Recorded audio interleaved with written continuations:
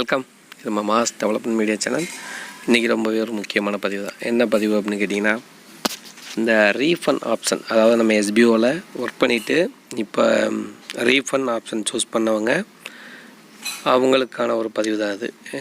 என்ன பதிவு அப்படின்னு கேட்டிங்கன்னா, அவங்களுக்கெல்லாம் இந்த ரெஃபரல், அதாவது நம்ம டீம் கொடுத்துருப்பாங்க.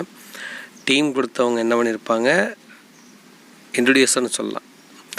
அந்த இன்ட்ரடியூசர் என்ன பண்ணியிருக்காங்கன்னா, இப்போ ரெஃபரல் பண்ணுறாங்க இல்லையா, ஒரு 5 பேர்த்துக்கு ஒரு ஆளுக்கு ஒரு 500 ரூபா நீங்கள் ஜாயின் பண்ணி விட்டதுக்கு ஒரு 500 ரூபா கண்டிப்பாக கிடச்சிருக்கும். 2500 ரூபா.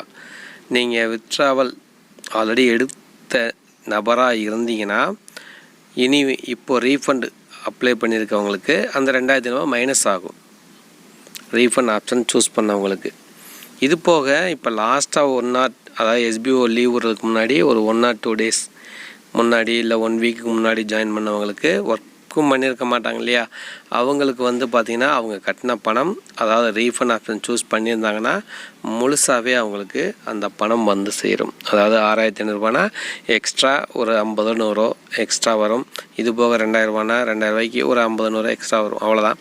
ஆல்ரெடி ஒர்க் பண்ணி வித்ட்ரா பண்ணவங்களுக்கு அவங்க ரீஃபண்ட் ஆப்ஷன் சூஸ் பண்ணியிருந்தாங்கன்னா அவங்களுக்கு ரெஃபரல் போனஸாக கொடுத்துருக்க பணமும் நீங்கள் இப்போ ரீஃபண்ட் வர்றதுலேருந்து மைனஸ் ஆயிரும். நல்லா தெரிஞ்சுக்கங்க. நீங்கள் கட்டின பணத்துலேருந்து, அதாவது இதுக்கு முன்னாடி நீங்கள் பே பண்ண பணத்துலேருந்து கண்டிப்பாக டிடக்ஷன் ஆகாது.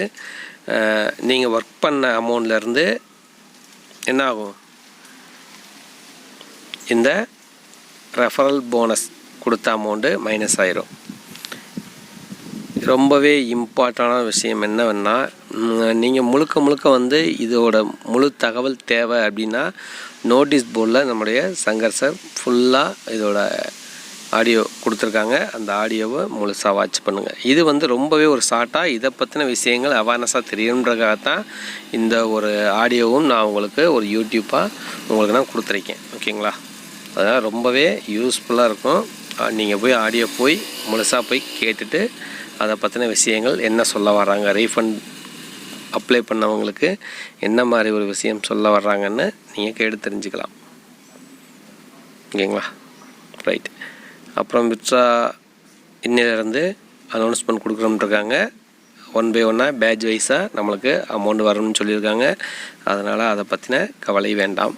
நம்மளாம் அடுத்து இன்ட்ரெஸ்ட்டாக ஒர்க் பண்ணலாம். ஓகேங்களா? தேங்க்யூ. தேங்க்ஸ் ஃபார் வாட்சிங்.